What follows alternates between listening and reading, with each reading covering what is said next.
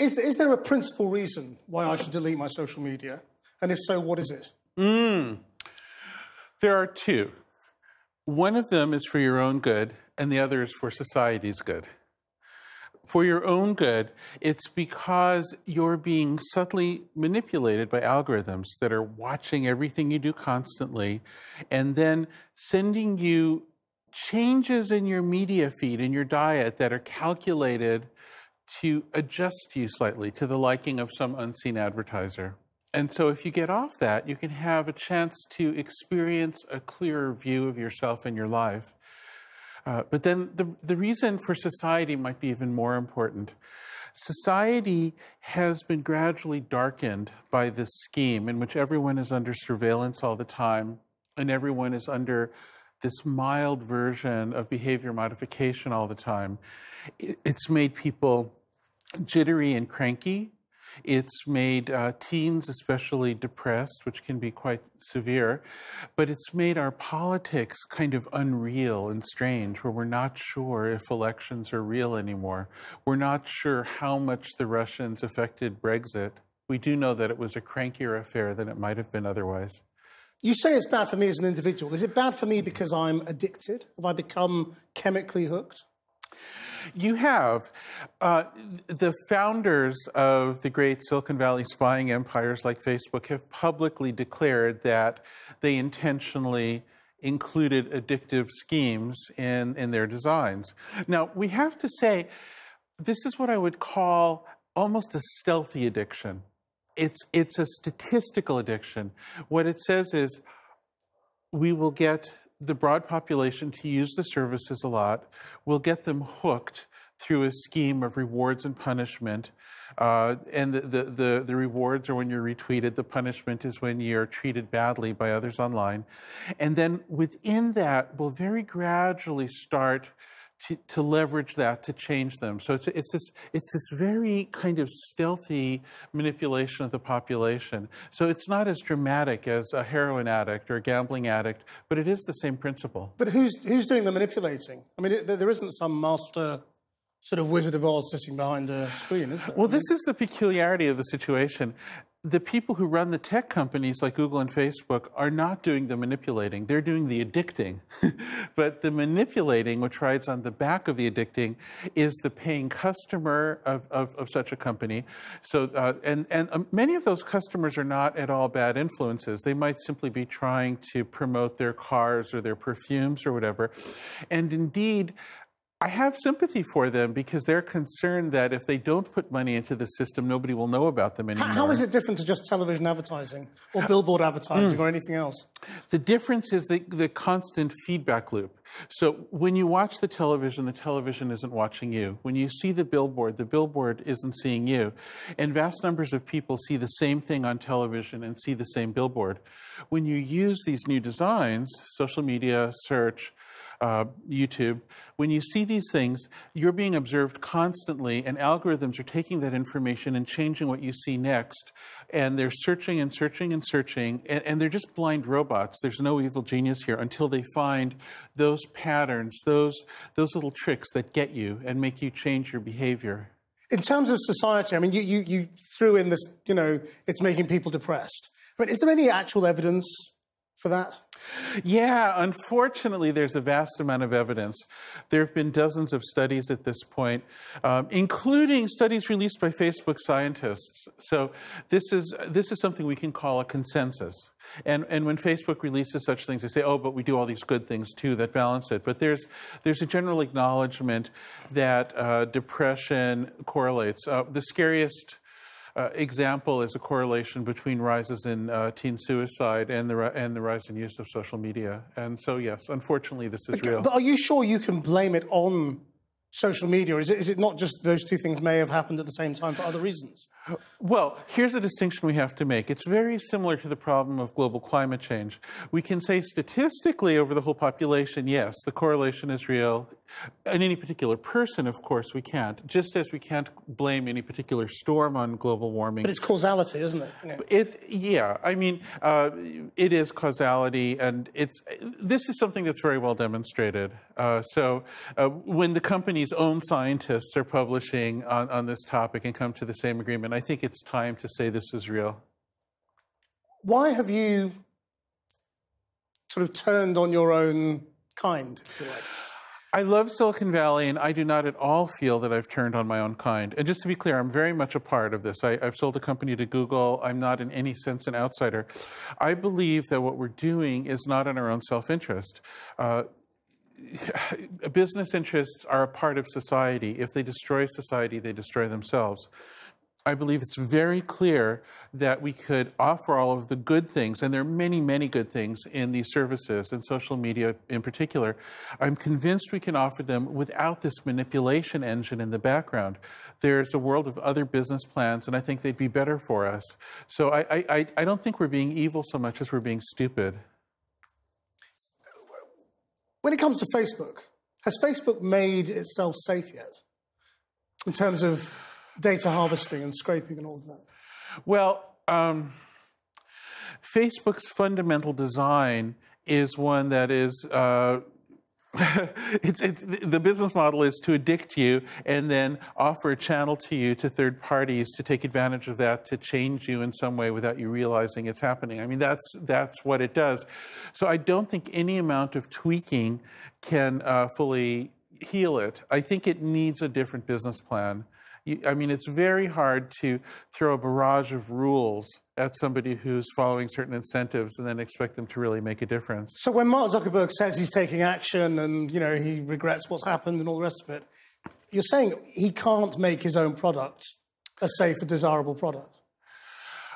I believe that as long as his business incentives are contrary to the interests of the people who use it, who are different from the customers, then no matter how sincere he is, and I believe he's sincere, and no matter how clever he is, he can't undo that problem. He has to go back to the basics and change the nature of the business plan.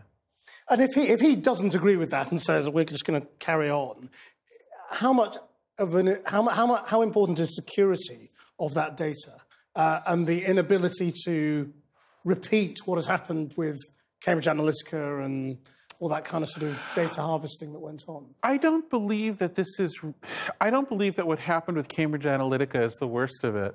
The whole system is designed for this. Like, let's suppose that Facebook reforms itself so that the next Cambridge Analytica can't get access to that data. They can still get access to the same results because the service Facebook offers is exactly what Cambridge Analytica... Yeah, I mean, this is, there are bad actors are able to use Facebook in ways that Facebook can't understand because the way the service is designed is fundamentally to be manipulative. So I think the data protection idea is a sincere and good idea, but it's certainly not adequate. It doesn't address the core problem, which is the manipulation engine. And as long as that is there, a bad actor can find a way to utilize it. So to me, this concern about data protection, while laudable, doesn't address the core problem. Do you think they're all as bad as each other? I mean, why is something like YouTube, which is basically just a way of watching video, bad for you? YouTube is not necessarily bad for you. Remember, this is a statistical distribution. So for some percentage of people, it'll have an effect of making them crankier around election time and feeling needier around the time they might be making a purchase and so forth. And the way it works is that all the data Google can get on you, much of which comes from just your email or whatever else it might be, is fed into an engine that compares you with other people who share some similar traits. And YouTube's ordering of videos that are presented to you is designed to, on the one hand, maximize your engagement so you won't stop watching, but that's achieved not just by observing you, but by a multitude of people who are similar to you. And then when you do get an ad, it's contextualized in a way that has been shown to be effective not only for you, but for this whole population. So it's this giant statistical thing. And it's bad for you because it leeches your free will. It makes you cranky. It makes the world a little darker because you're not perceiving reality clearly anymore. It's being manipulated. It's being tricked in a way. The people who are paying, or maybe not paying, just using the system to, in a clever way to get at you, are not necessarily pleasant people. They're sort of the worst actors in some cases. But don't some users think, look, I can handle advertising. I know what I'm doing here. I'm getting a free service. And, they think they're manipulating me, but I know what I'm doing. The problem is that behaviorist techniques are often invisible to the person who's being manipulated. And this has a long history. This has been done for a long time. It used to be that the only way to be subjected to continuous observation and modification was to either be in an experiment. You could be in the basement of a psychology building and have students tweaking you for their projects, or you could join a cult, or you could be in an abusive relationship.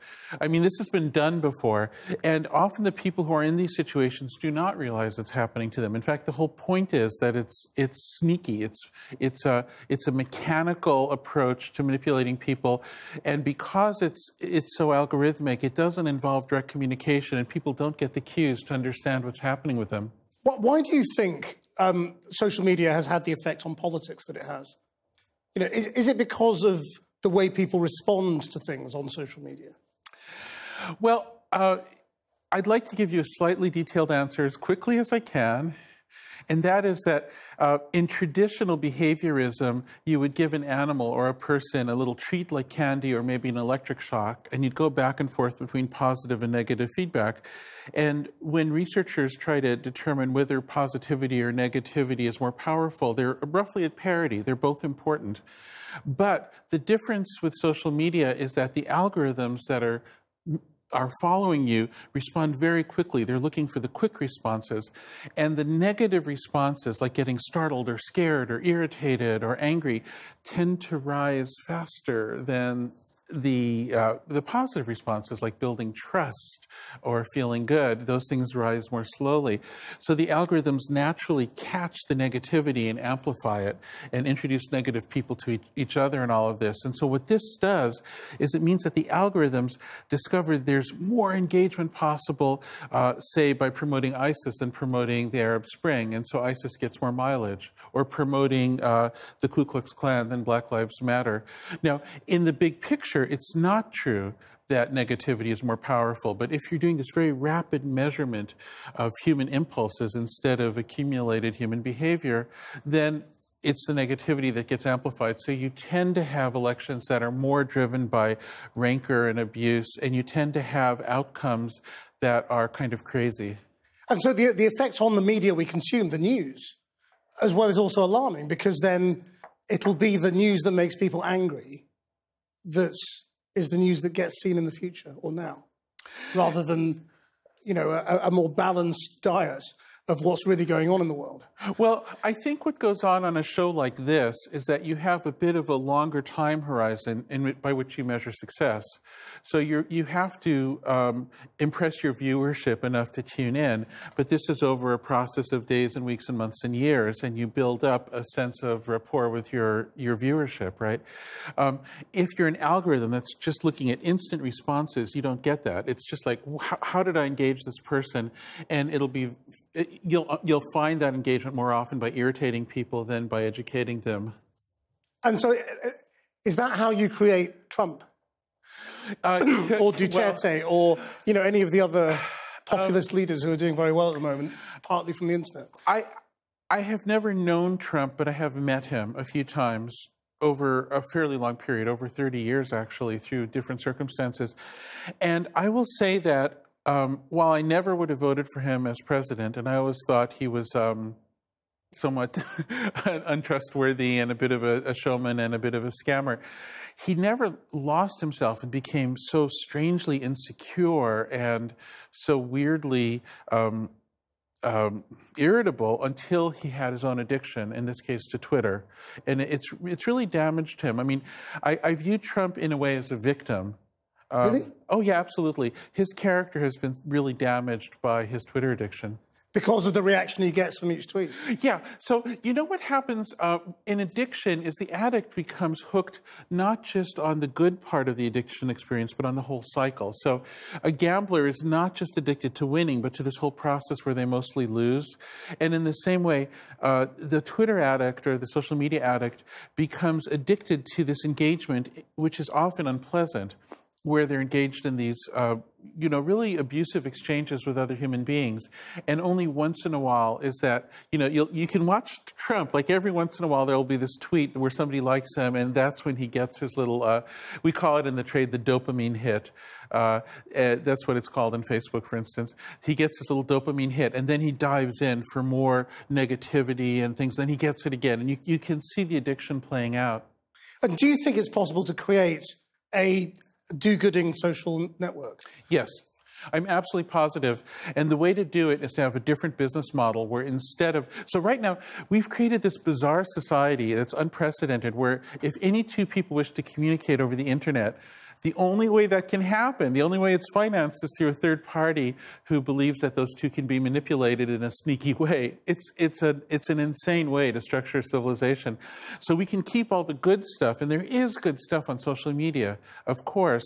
We can keep all that and just throw away the manipulation business model and substitute in a different business model. And there are many alternatives that would be better.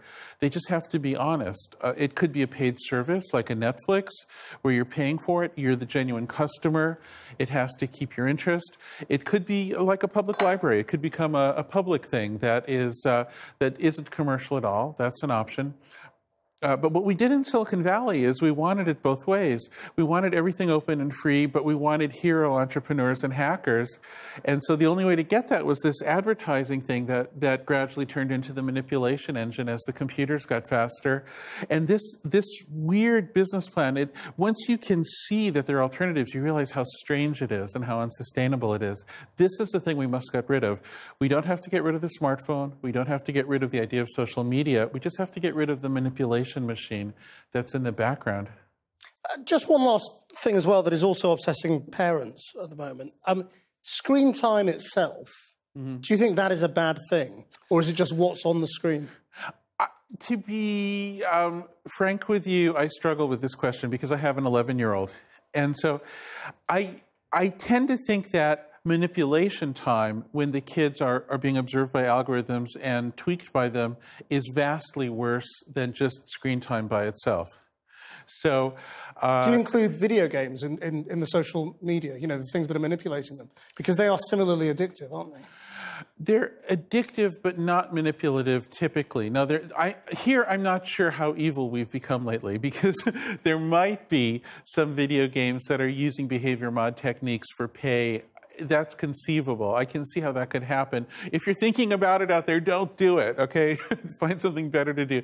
But the mainstream video games are not doing that. They are addictive. So there are plenty of things that are addictive that aren't leveraging that for manipulation. So these are two different stages. What do you think of Fortnite?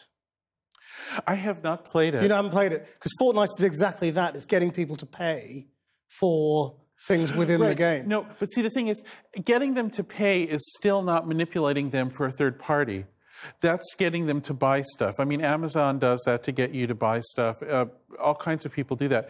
That might be annoying. You might object to it, especially if you feel your kids are wasting money. You might object to it. You might feel it's not an ideal example of human behavior and character, and maybe there could be a better business, whatever. But it's not directly manipulating you, say, to influence an election. It's not trying to change your behavior out in the larger world. And that's the thing that's really tragic about designs like Facebook and Google. They are succeeding at doing that. But your advice tonight to everyone watching this is delete all your accounts.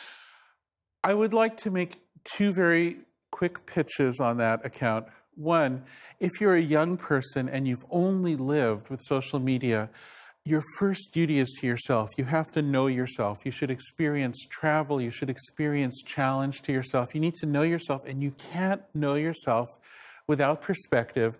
So at least give it 6 months without social media and really quit them. Don't quit Facebook to keep another Facebook thing like WhatsApp, because then it'll still be spying and manipulating. Get rid of the whole thing for 6 months and know yourself, and then you can decide. I can't tell you what's right. You have to decide, but you can't until you know yourself. And then for the rest of society, I'd say, as long as we can have some small percentage of people who are off it, then the society can have voices to give perspective. If everybody's universally part of this thing, we cannot have perspective. We cannot have a real conversation. And it's too lonely right now. You know, we need more people who are just outside of that loop, who are thinking without the manipulation. And I think we'll find it extraordinarily valuable to have them. Are you just a New Age hippie? I mean, have you just been through the mill and kind of worked out, I want to check out of all this, and let's just stop? Do I seem New Age to you? I don't know. I mean, you know. I mean, here's what I'll tell you. The bind you've put me in is that I'd be happy to trash the New Age and demonstrate that I'm not part of that manner of thinking. I'm certainly not. I hope I've come across as a non-utopian. But the problem is, many of my friends in California are quite New Age, so I want to be kind to them.